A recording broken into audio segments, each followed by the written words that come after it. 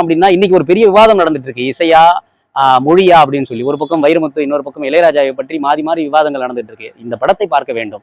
ஆஹ் ஏ குருவி சிட்டுக்குருவி ஒரு பாடல், ஏ குருவி சிட்டுக்குருவிங்கிற ஒரே ஒரு பாடல்ல 4 வரிகள் மூலமாக மட்டுமே அந்த படத்தின் மொத்த கதையையும் அந்த மலைச்சாமி கதாபாத்திரத்தினுடைய இயக்கத்தை பிரதிபலிக்கக்கூடிய அளவுக்கு ஒரே 4 வரிகளை சொல்லியிருப்பாரு.